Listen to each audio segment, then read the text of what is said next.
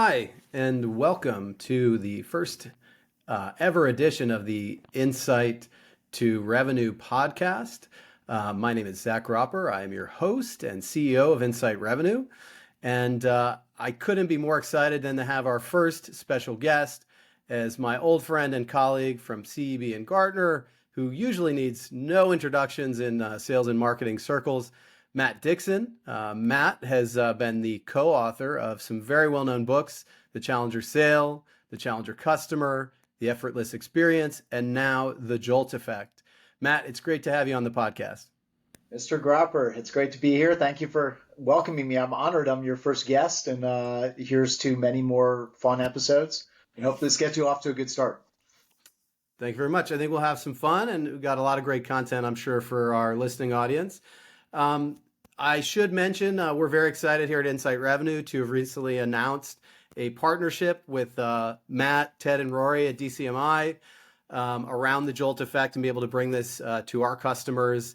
And it's very timely to have Matt here to actually talk about, really how are people using these concepts to win more and better quality deals and bring it into their business. So very timely and look forward to diving in. So first question for you, Matt. It's a softball. Why did you write the JOLT Effect book? It's a great question. So we've known each other for a long time. The first book we wrote, The Challenger Sale, came out in 2011. So a good long time ago. And for those listeners who didn't know this, and Zach alluded to this in the call, Zach and I worked together at CEB, which is now a part of Gartner Group.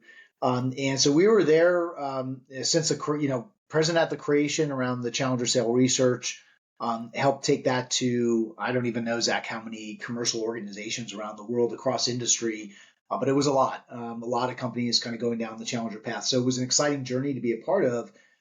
We wrote the Challenger Customer in 2015, which was really, Challenger, for those who are unfamiliar. I think a lot of people in this audience are very familiar with Challenger, but for those of you who don't, at the highest level, it's really a story about selling to information-empowered customers. What do you do when the customer is contacting you much later in the buying journey? Our research showed it was almost 60% of the way through the buying journey before the customer actually reached out to a vendor, a salesperson, requested a demo, and actually engaged with the vendor in the buying process. But what that means is that the customer's doing a lot of their own research, and then when they make up their mind about what they think they want, what they think you can do, and they kind of put you in a box, and then they force you to compete with your competitors on price, right? And it's a race to the bottom. It's a price-driven sale no salesperson wants a part of. That was really the story of Challenger going back to 2011. A few years later, we saw a new problem crop up, which was this problem of consensus buying. Now, I think what we found was, and Zach, you remember this very well, we had a lot of companies that went down the Challenger path. They invested in creating commercial insights. They invested in creating that Challenger motion in their sales process. And what they found was they would have great first sales interactions with their customers, but then those customers, especially as deal sizes crept up, we started going from selling simple products in a transactional way to selling more complex, disruptive, transformational solutions that are great, more profitable, stickier for us, but they're more risky for the customer. Well, the customer starts to invite more and more people to the table to weigh in on those proposals. So there was a secular trend toward buying committees, especially for complex B2B purchases, getting bigger and bigger, right? Which, by the way, I'll mention, I think you'd agree with this, that is actually accelerated here in the post-pandemic world. I think Zoom has been like the particle accelerator of buying committee growth, because there's no downside to the customer inviting like everybody in the company to sit in on the demo or to evaluate the proposal, right? So now you're herding cats, dogs, and bicycles. So you got to get everyone on board. You got to get them to agree to move forward. So you might do that Challenger thing. You might come with a disruptive insight. It reframes the way the customer's thinking about their opportunity. They take it then to a buying committee, but the buying committee is not on board. And so that stakeholder leaves the buying committee and they're like, gosh, Zach, turns out the committee wasn't really on board. Now's not the right time. They kick the can down the road. They hem and haw. Maybe we'll engage let's do another demo. Let's engage in a small scale pilot, not the big disruptive transformational solution that you put in front of us, because they just struggle to get that buying committee on board. So that was the new problem we encountered. We had people who were on the Challenger journey who said, hey, we're finding that our great first sales meetings are kind of dying in committee. So what do challengers do? What do great salespeople do to navigate that consensus buying environment? So that was kind of the provenance, if you will, for the second book. And then to answer your question, for the third book, I think there was a new problem that we had been tracking for the past couple of years, which is the increase in no decision losses. Even when even when a salesperson comes in and they convince the customer of their insight, even when they went over the buying committee, there was this huge percentage of deals where the customer would say, we're on board. We want to solve this problem. We know that what we're doing today is not good enough. We know you're the partner to work with. You've convinced us to think about things differently. You guys are in a category of one. We got the buying committee on board. The pilot or the demo, like demos you ran, the pilots, the POCs were amazing. We hit all the objectives. It's great. We want to move forward. And then the deal kind of veers off into this wasteland of nothingness, right? The customer starts to ghost us. They start to disengage.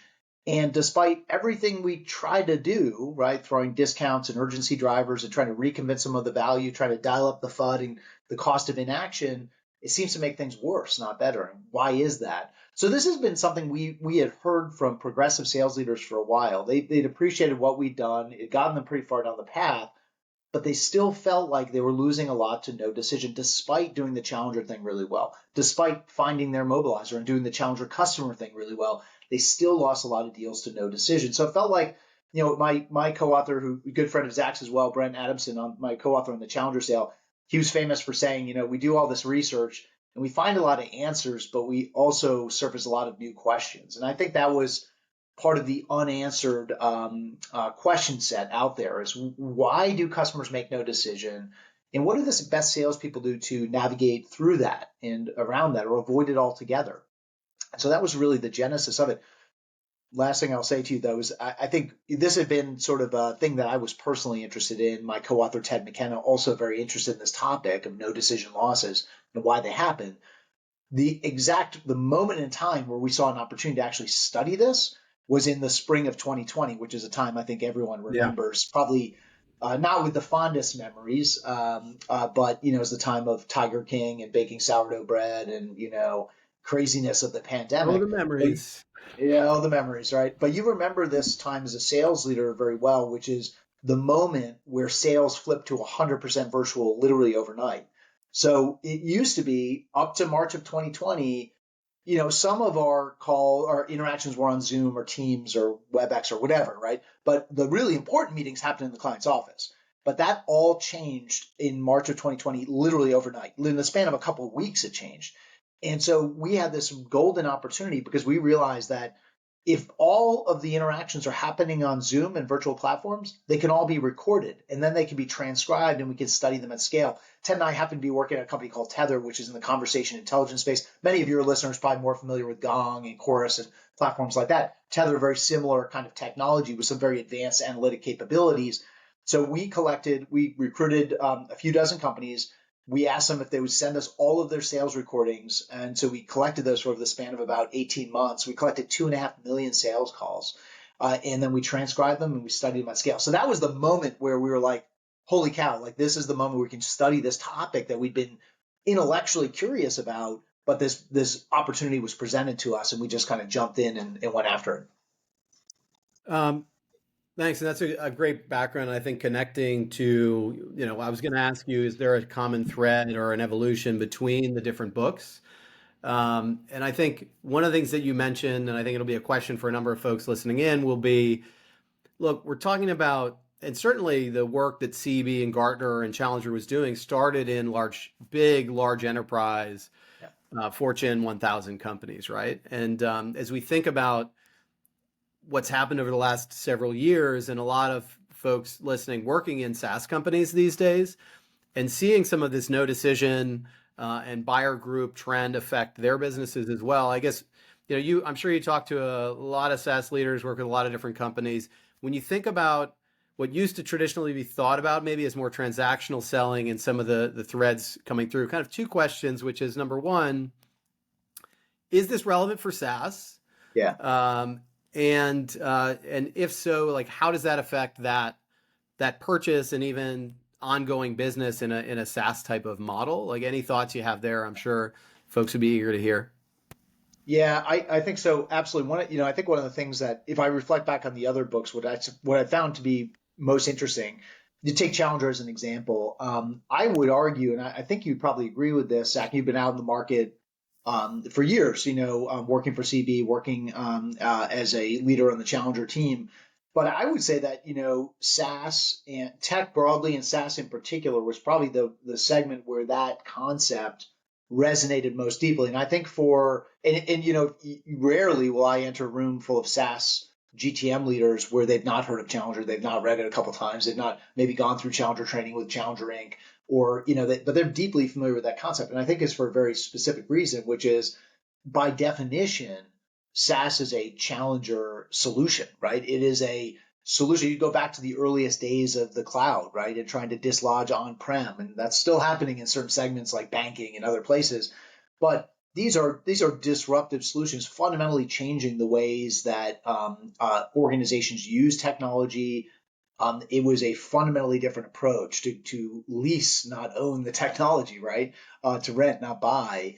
Have somebody else manage it, and you just leverage it in the cloud. And so you had to be able to tell a challenger story, because the safe answer is stay in the on-prem world, like keep doing things the way we're doing them. Like, we know it's expensive, we know it's costly to hire a whole bunch of people and have to go through the upgrade cycle and blah blah blah, and then the vendor lets you know that your version of the software is no longer supported, and like you got to go through all that. And yeah, it's so obvious that SaaS is a better answer for companies, that subscribing to the software versus owning the software is a better answer. But getting people off of that A state is really hard. And the people who are around in the origins of that, of SaaS as an industry, will tell you, going in and fighting the big incumbents who had deep penetration with this really terrible value proposition with big companies around the world, even though the client would agree that it was a terrible value prop and it was costing them a lot of money and the TCO was outrageous and SaaS would be a lot better, it was so hard to get them before. You had to tell the challenger story. So I think, it's interesting if I think about JOLT, here, I think that what you have right now in this moment in time is a world in which arguably JOLT is most relevant for SaaS organizations, but I would argue for a different reason. And I think the reason is that SaaS, we all know this, is deeply challenged right now by the last few years, where money was flowing quite freely. Companies were signing up for lots of seat licenses. And then what happened over the last few years?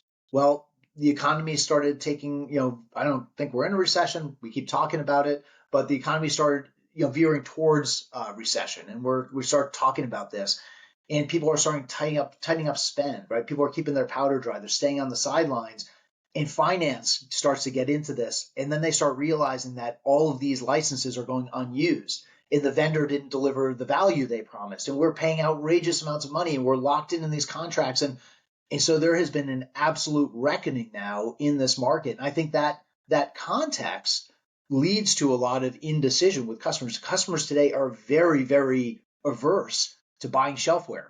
They were willing to take a risk a few years ago when money was flowing freely and we were in the heady, like the good times, right? That was fine.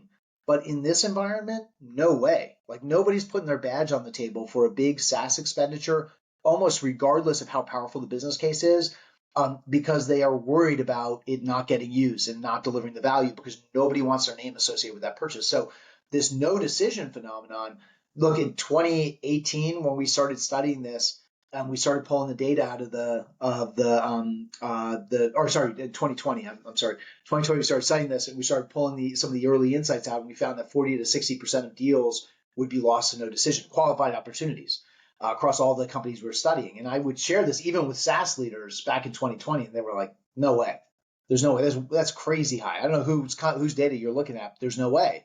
Fast forward to when the book came out, which was fall of last year. So we just started the research in 2020, spent about a year doing it, spent another 6 to 9 months writing the book and getting ready for publication. It came out, we launched it at Dreamforce last year. A lot of those same executives who told me that was crazy talk, that it was 46%, came back and told me they thought that was too low. The same companies, right? Because they went into their data and they see this number skyrocketing. I have SaaS companies tell me regularly they think that is an underreported number. Even if we reran the analysis today, probably be closer to 70, 80, 90%. and is a real problem for SaaS organizations because the value proposition is a slam dunk, right? We can increase your sales productivity. We can lower your TCO. We can get you off this old on-prem solution you've got into the cloud. Subscribe to it, rent it, don't buy it. All the business benefits we offer, but there's this hangover, this black cloud over all of us, which is what happened over the past few years, and nobody wants to go through that again. And that creates a lot of anxiety on the part of our customers who, again, don't want their names associated with another purchase that doesn't pan out. Like, that is not just a recipe for having egg on your face. That's a recipe for getting fired in today's environment. Yeah, and I know that you've popularized a new acronym, or a new phrase that's gotten quite a lot of interest, which is FOMO versus FOMO. So do you want to explain quickly to our audience what's the difference between those two things? So a great question. I think that's become like the bumper sticker of the JOLT effect. Everyone remembers this idea of FOMO. They might not have read the book, but they love the idea of FOMO. So let me explain, take us back just a little bit, and help explain why we came upon this concept. So, one of the things we were surprised by when we first started digging into the data is, if you think about a standard sales process it's like a 3-act play, right? The first act is you engage your customer in their status quo. That's what they do today. Maybe they use a homegrown solution. Maybe they never even knew there was a need for a solution like yours. Maybe they do use your solution, but they use it in a narrow use case and you want them to broaden their adoption and their usage across the enterprise. Whatever it is, that's the way they do things today. That's act 1. Act 2 is you got to get them to agree on a new vision, a new way forward. That's often where we talk about challenge, or we talk about challenger customer, because it's not just getting this person excited about a new way forward with you as a partner, as a vendor, but getting the whole buying committee on board. So that's act 2. And then act 3 is you got to get them to go from saying they want it to actually buying it. You got to get them to a purchase decision, ink on a contract, DocuSign executed, etc. Now, what we found in our analysis is there's this interesting moment that happens way more often than you would think between agreement on a vision and purchase, where the customer says they're on board, but before they actually get on board. And this is the moment where a lot of customers start to get cold feet. They start to hem and haw. They start to bring up objections and concerns that you thought had been addressed long ago, and they're kind of dredging this stuff back up. And you're thinking as a salesperson, I thought this thing was coming in. I forecasted it to close like next month, and now it feels like it's slipping through my fingers. So I got to do something. Now, what was interesting in the data is that with a huge frequency, almost 75% of the time, what salespeople do, and they do this because they've been taught to do this, is they go back and they relitigate the status quo. So they're in their mindset, or in their minds, because they've been told the only reason a customer is getting cold feet, especially a customer who agrees on your value prop, who agrees that what they're doing today is not good enough, who agrees that solving this problem is a top priority for their business, who agrees that you are the best provider for their needs. And then they start to get cold feet. It must be because you have not broken them free of the gravitational pull of the status quo. And look, we know status quo bias is a very powerful thing. I mean, just look at how hard it's been to get companies from on-prem to cloud over the past, however many years that we've been on this journey. It's still hard in a lot of industries, even though they'll look you in the face and say they know your solution's better. They know it's a better path forward. It's still easier to keep doing more of the same. So salespeople have been taught to believe that it's because the customer is still stuck in their status quo. They must believe what they're doing today is good enough. What you're talking about is not a compelling, I don't see the daylight. I don't see the ROI. I don't get the value. Or this is not a top priority. Sure, it would be great, but we've got bigger fish to fry. It's got to be one of those reasons. So what salespeople do is they go back to hammer the status quo. Now, the way they do this is that they dial up the FOMO, which we're all familiar with, the fear of missing out. They start talking about, hey, attempt number 1, Zach, how could you say no? Did you see all these benefits? Did you see the feeds and speeds? Did you see all the ROI calculation? Remember those great reference calls? Remember those case studies, those proof points? Like, how can you say no to all this? It's freaking amazing, right? That's the positive, dangle the carrot approach. The second approach is you put away the carrot, you break out the stick, which is I try to get you to feel the pain of the cost of inaction. Like, Zach, these problems aren't going to solve themselves. Like, your competitors are using our product and they're experiencing tremendous benefits, and you're going to be left in the dust. Remember that status quo you've been complaining about for the past 6 months, or since we've been getting to know each other and engage with one another? Well, those problems are not, you can't wish them away. right? So we try to create that burning platform. We dial up the FUD, the fear, uncertainty, and doubt, kind of put the screws to the customer a little bit, make them sweat. And if those things don't work, attempt number 3 is always to create some urgency. It's usually by offering a 10% discount that's only good this quarter, right? So we're trying to get the customer, create some urgency and say, hey, you got to act. Like, even if you're on the fence, you got to move forward because you're going to pay more for it next month than you would if you said yes right now. And sometimes it's not price-driven urgency. It could be scarcity of implementation capacity or deployment capacity. In certain industries, it could be scarcity of inventory, right? Now, whatever it is, those are all FOMO tactics. And the thing that really surprised us was that stuff with a customer who stated their intent to move forward and then gets cold feet, that stuff actually makes things worse, not better. It increases the odds the deal will be lost to no decision by 84%. So you're dialing up the FOMO, but you're actually driving your customer deeper into no decision land. And this was puzzling to us, especially because in books like the Challenger Sale, as you know, we argued that challengers are really good at showing the customer the pain of same is worse than the pain of change. They're really good at breaking the pull of the status quo on the customer's mind. And it felt like that stuff kind of didn't work out or done as well as we thought it would. And so it raised some pretty big questions about what's really going on here.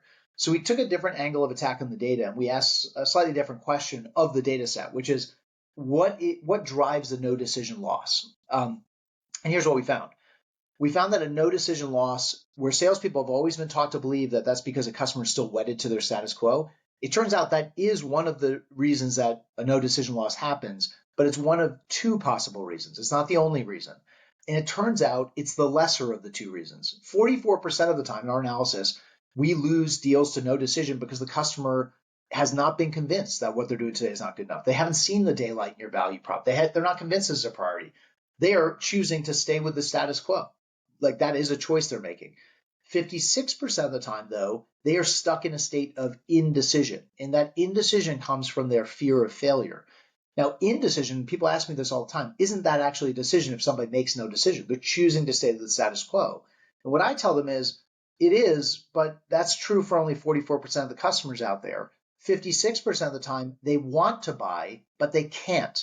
And the reason they can't is that they're afraid of screwing up. They're afraid of messing up.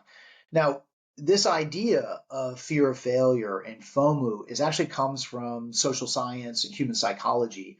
We're all familiar in sales with the status quo bias. Like, I don't need to go down that path. We all know that, right? But there's a more powerful psychological effect, actually more powerful in our minds than the status quo bias, is something called the omission bias. And the omission bias holds that if you could lose one of 2 different ways, way number 1 that you might lose is you choose not to act and you experience a loss. So you stay on the sidelines, you don't make a decision, you experience a loss as a result.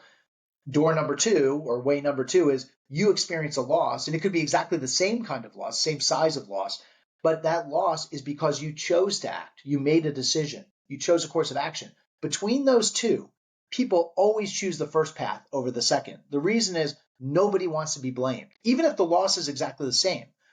And the shorthand for salespeople is that remember that in the customer's mind, the FOMO, the fear of missing out, pales in comparison to the FOMO, the fear of messing up.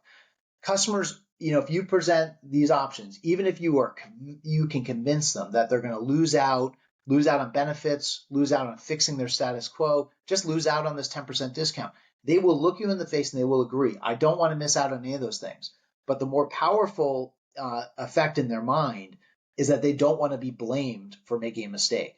Now, what I'll tell you is in the research, and I think this surprises salespeople because they're like, well, I thought I sell the CFOs, I sell the CROs, I sell the CEOs.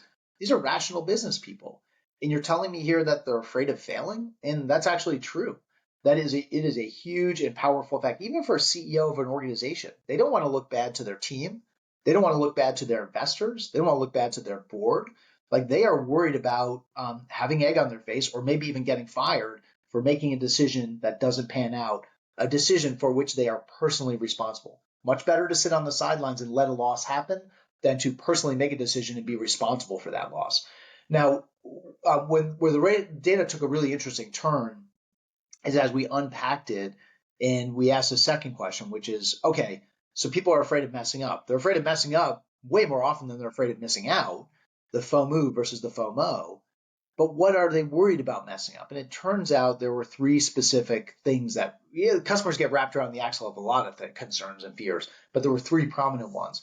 The first one is they're afraid of making the wrong choice. So for SaaS companies out there, think about all the integrations you offer, your partner ecosystem, right? Think about all the different contract lengths you offer. Think about the different versions of your solution. You've got basic, you've got essentials, you've got standard, you've got premium. Think about all doing it yourself versus using professional services, using the vendor's professional services versus hiring a third party vendor. There are so many options our customers have to weigh. And on top of that, every day off the assembly line are coming roadmap items. So there's just more things to consider, right? And we love saying yes, we love throwing options in front of our customer, but what they're really worried about in a world where everything looks awesome, you know what the safest thing to do is? Don't choose anything, because you might choose the wrong thing, and then you have egg on your face because you chose the wrong configuration. You chose to prioritize integrations the wrong way. You chose the wrong contract length. You chose the wrong way to deploy the solution. The second big fear of failure is that I haven't done enough research. So if the first one stems from choice overload, the second one comes from information overload. So this is true in a lot of spaces. Think about all of the providers. Take, for example, CRM, a big space, of course. Think about all the research that's been done on this space, on all the competitors in the space. I mean, you could fill football stadiums full of the white papers and the infographics and all the content out there, the analyst reports. In 100 lifetimes, you could never consume it all. By the time you finished, the football stadium would be replenished completely with more content. And so you're never going to be as deep of an expert as a salesperson is, because you don't do this stuff for a living, right? You have a day job, and your job is not to be an expert on CRM, for instance, or any other use case or technology. But you want to be an expert. And the reason you want to be an expert, or you need to be an expert in your mind, is that you can't afford for some new piece of information to come to light after the decision is made and after the contract is signed that makes your decision look like a bad decision. I'll give you a really specific example. Company we were talking to just the other day told us, I ran the buying committee on a pretty significant SaaS purchase for our organization. We thought we did all of our homework, thought we did all of our research, tons of demos, multiple POCs with various different vendors, ran a tight RFP process, chose the vendor we thought was best aligned with our needs, and we're still convinced that that's the case. And then an analyst report came out showing that they were kind of middle of the pack. Now suddenly I'm getting a lot of hard questions from folks who are like in the peanut gallery, like, hey, did you see this report? The company we just spent $1 million, like they're kind of so-so. Like, did we talk to these other guys? How come we didn't go with them? And so this person is in defense mode, right? They're trying to fend off all these naysayers internally.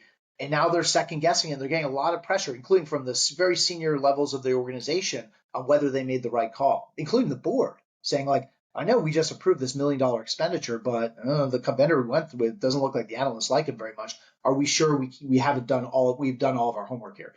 Now, the third fear of failure comes from expectations overload. This is quite literally where the customer is worried they won't get what they're paying for. That is the biggest one affecting SaaS businesses right now. The concern that I'm going to sign up for a big contract, a bunch of seat licenses, I see the ROI, I hear the proof points, I see the success stories, the POC and the pilot, the demos were awesome. Your reference customers love you. The analysts love you. I feel good about that, but what if we're the one company that doesn't get the value you're projecting?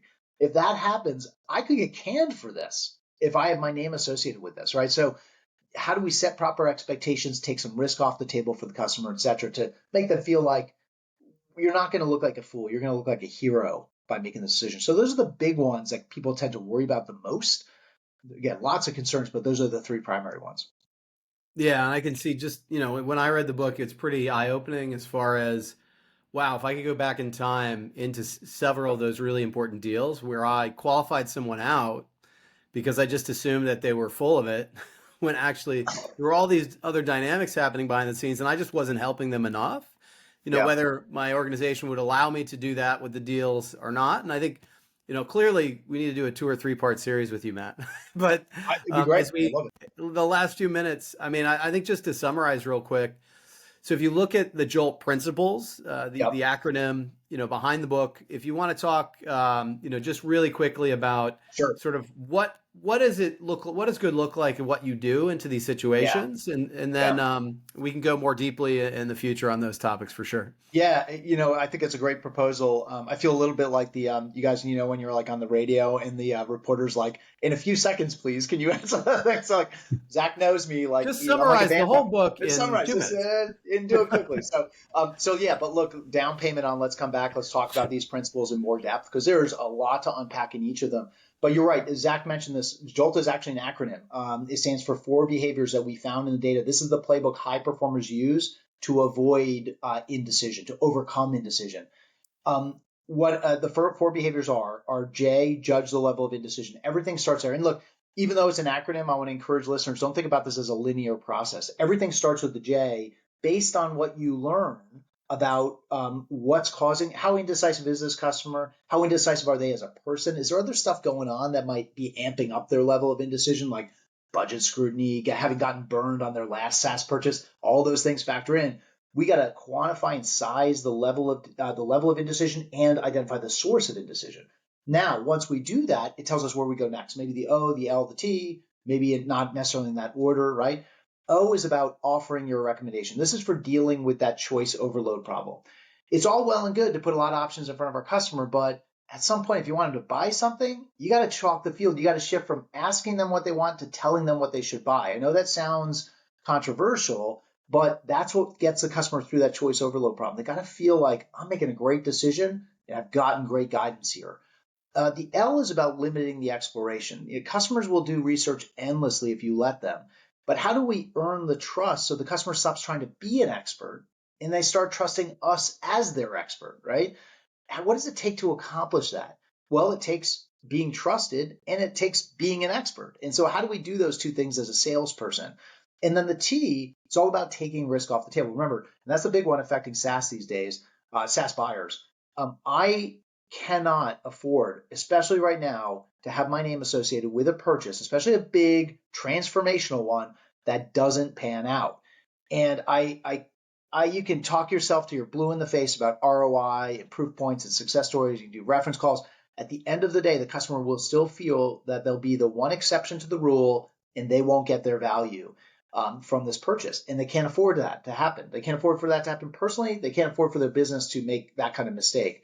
So we've got to manage proper expectations, and then we got to create some safety nets so our customer feels like I'm not jumping out of an airplane by myself. I'm, strapped to my tandem skydiving instructor who's done this 1,000 times before. They've got my back, quite literally. They know where the landmines and pitfalls are, and this is going to be great. I'm going to look like a hero, not like a fool, and here's how I know that that's the case. So again, JOLT is an acronym, and what I would tell people is, we started this conversation talking about a challenger and some of the things we'd learned. I think one of my initial reaction in seeing the research from JOLT is maybe we got it wrong with Challenger. But as we dug into the data, I think the opposite turned out to be true. We got it absolutely right, but the story was incomplete. I want every salesperson, every GTM leader listening to this podcast to think about sales as it's a two-part battle we've got to fight. Battle number one is you got to overcome the status quo. You got to answer the why change question. You got to show the customer the pain of same is worse than the pain of change. We are trying to overcome customer indifference towards changing, right? And they are stuck in the vice grip of the status quo. They know not changing is always the easier option, right? It's the less risky option. So we've got to do that first. And by the way, if you don't do that, you can forget about everything we've been talking about because you won't have an indecision problem because you're never going to get that far, right? Your customer's still indifferent. But once you convince them to change, once you convince them that what they're doing today is not good enough, this is a top priority, and you are the vendor they should work with to solve for this terrible status quo they find themselves in, and they say yes, they say, you can stop selling me, I'm sold, I'm in. Now what starts to fill their mind and swirl around their head is all the thoughts of what could go wrong. Have I configured this the right way? Have we made the right decisions about what's nice to have and what's need to have? Have we done enough research? Or am I going to be surprised after the fact when that analyst report comes out or somebody catches wind of a new vendor that we didn't talk to that, and I look like I didn't really leave no stone unturned as the person running point on this purchase process. And lastly, does this vendor have our back? Are we actually going to see the benefits? Am I going to look like a hero or am I going to look like a fool? And so that's the second battle we got to fight. So what high performers have figured out is that there's more to it than just convincing the customer to leave their status quo. In fact, there's a lot more to it. And we still run a high chance of not just losing to indecision, but if we keep running that FOMO playbook, actually making things worse and increasing those no decision losses, perhaps inadvertently, because that's all we've been taught to do in our careers as salespeople. So that's what we're excited about with Jolt, because it gives people kind of a more complete lens.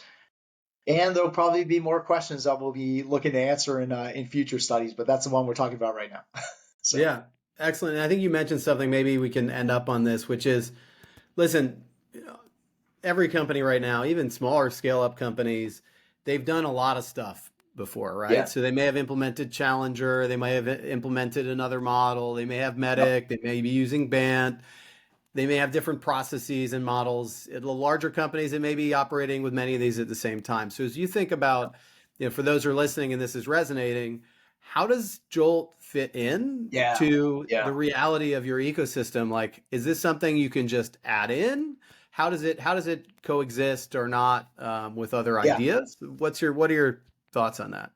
Yeah, a great question. So, my answer that I give GTM leaders is that Jolt is not a replacement for any of those playbooks. So, any of the ones you mentioned, Zach, you've got to have a really great playbook in motion for beating the status quo. And if you don't, again, indecision is not your problem because you haven't even won the first battle to overcome indifference. But let's also recognize every single one of those methodologies is focused on beating the status quo because it's the only enemy that we thought was out there. But we've discovered a second, more nefarious enemy. It's like carbon monoxide poisoning to our deals. This no decision, indecision, fear of failure, right? But now we have the carbon monoxide detector. We've recognized it. It doesn't replace what you currently do. It sits on top, next to, however you want to think about it. It's an overlay to what you currently do. So think of it almost like a fuel additive, right? It helps us solve for a different problem, but not in a way that replaces what we do today. And I think that's actually one of the beautiful things about Jolt. GTM leaders right now, I think, what they are tired of and what they don't want is hey, everything you've taught your salespeople to do, turns out that's all wrong. You got to teach them to do something else. Like that's not a message that anybody's really going to tolerate. What they're looking for is the thing that can drive that extra incremental level of performance, especially where they see a very clear enemy, which is no decision losses. And that's what Jolt solves for. But it doesn't mean stop doing all the stuff you've been doing historically. You got to do that stuff. This is the next step. Great. And I think that's a great place to end, but I think we'd love to have you back and look forward to that and diving deeper into these That'd be fun. concepts. And I think, really thinking of that early warning system or a new set of lenses you can put on to recognize what's really going on the customer side. It's really just a much more customer centric way of thinking and operating. It involves some level of empathy and Right. curiosity to Yeah. really understand what's going on the other side of the table behind closed doors that you may not be able to see, especially since a lot of times you're not getting on a plane to go meet with that buying group. So Yeah. thank you so much. We are thrilled to be able to have your color commentary on these views. Everybody should go read the book. We can't wait to bring these concepts, into our customers' organizations and help them improve how they go to market and really be better aligned with their customers. So thank you so much, Matt. Great to have you on and look forward to continuing the conversation soon. Yeah. Thanks for having me and congrats on the new company and the new podcast. Thank you.